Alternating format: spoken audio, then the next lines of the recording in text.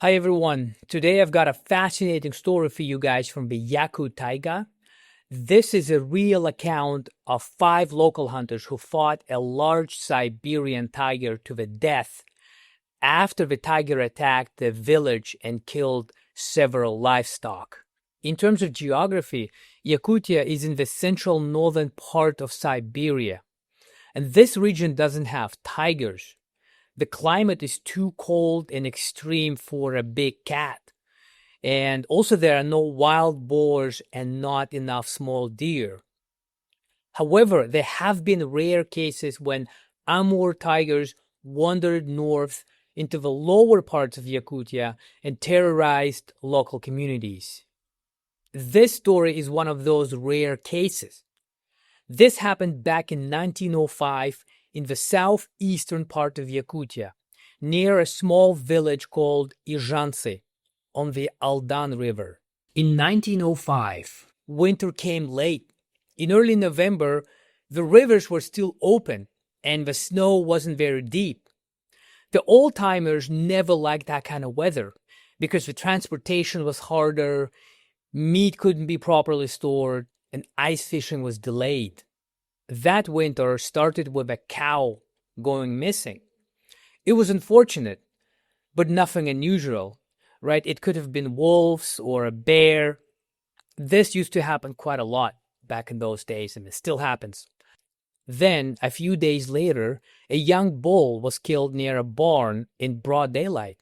The owner saw it happen, and the old man said it was something big and orange, about the size of a reindeer. The man said that the animal grabbed the bull and disappeared into the forest within seconds. And then when he told that to others, people thought that he went crazy and fear had gotten to him. Then, a few days later, a herd of horses was attacked near a watering hole. One was killed and partially eaten. When people found the dead horse, they saw the tracks, and they didn't belong to wolves or a bear. The prints were large and round, similar to that of a lynx, but at least twice that size. Even the largest lynx, right, wouldn't attack a group of horses. That was impossible. So naturally, people in the village began to worry. Rumors began to spread. Some said it was a beast from the underworld. Others were just simply hoping it was a starving bear, right? But a few of the older men used the word Babr, a word that came from the southern steppe people used to describe a lion. No one really knew what a Babr was or even looked like. Back in 1905, most people didn't even know how to read. They had no internet, no access to the outside world, obviously. But the old stories, or rather legends, described it as a powerful animal from the south that scared off wolves and ate bears. The Evenki people simply called it the bad animal. They didn't even have a word for it. So most people in the village, to be honest, didn't believe these old legends. But the dead livestock was real. So a group of 5 men gathered, and these were all experienced hunters. These men, they hunted bears with spears and axes, and these were hardy men, right? They were not like us modern men. They were men who lived in these harsh environment and basically just relied on their own skill to survive. So they had spears and axes, and one of them had even an old single-shot bird down rifle. And that was the only rifle in the village. Back in those days, right, few people could afford such things. And they also had 2 village dogs with them that tagged along. So the group went into the forest and found the place where the horse had been killed, and soon after they also found fresh tracks of the animal. When the dogs reached the tracks, they froze. They wouldn't move forward, and they just instinctually knew that this animal was something very dangerous. It wasn't a bear, it wasn't wolf, And these dogs, these hunting dogs, the instinct just overpowered them so much that they just wouldn't do anything. They stayed close to the man, basically pressing against the legs. The man examined the tracks, and they were huge, right? The shape was was that of a lynx. It was round, and it had no claw marks, but it was several times larger than the tracks of a lynx. In softer snow, in some places, you could just see how deep that they sank. The men estimated this animal would have been, the size of a bear, like at least 300, 400 pounds. So that animal just carried real weight. The hunters followed the tracks in silence. No one said anything, but they all understood the same thing. This was not an animal they had ever seen before. Like I said, these were experienced men. They were used to the taiga and to the dangers of it, right? They hunted bears, they hunted wolves, but they had never seen an animal like that. Whether Babr was an old legend or something else, they knew that they had to deal with it. Whatever it was, right? Their livestock, and that means their families depended on it because the winter was coming and they just needed their livestock to survive. After some time following the tracks, the men came upon a clearing, and then they saw it. A large Siberian tiger was lying in the snow and looking straight at them. And the tiger wasn't scared, right? Its gaze wasn't like that of other animals, like wolves, for example, or even bears. If they saw a group of 5 hunters, they would normally be skittish and cautious, right? The tiger was just staring right through them. He was calm and sure of himself. The tiger definitely knew that it was the apex predator of that forest. So after several seconds of a stare down, one of the men shifted his weight and took several steps forward. And that was enough. The tiger rose and moved forward, and then it pounced and closed the distance in an instant. The first hunter the cat hit was a man named Pyotr Chakir. One strike of a paw knocked him to the ground. Right before Pyotr could even react, the tiger was already over him. The animal didn't move like a bear. It was much faster and agile. You see, a bear comes in heavy and in a straight line. So an experienced hunter can time that moment and put a spear up its chest.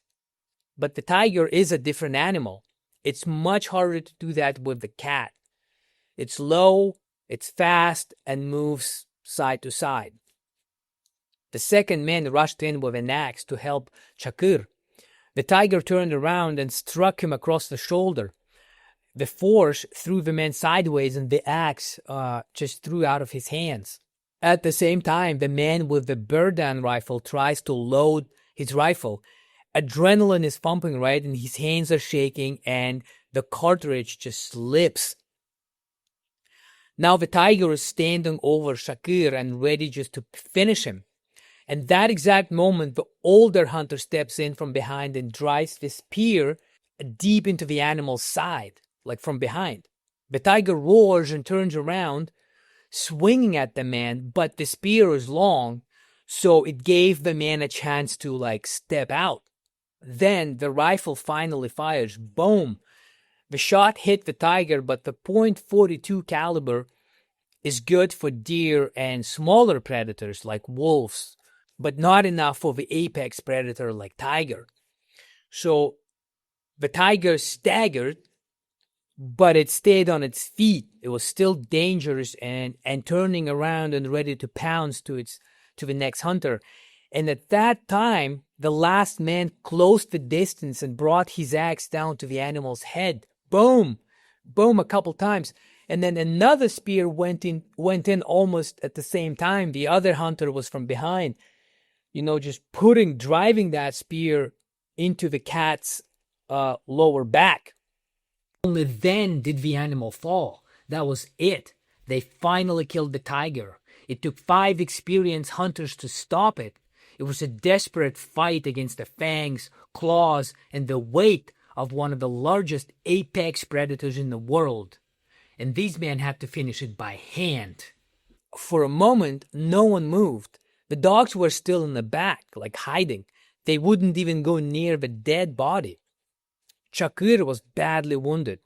The man carried him back to a shelter 4 miles, but he died the next day from his wounds.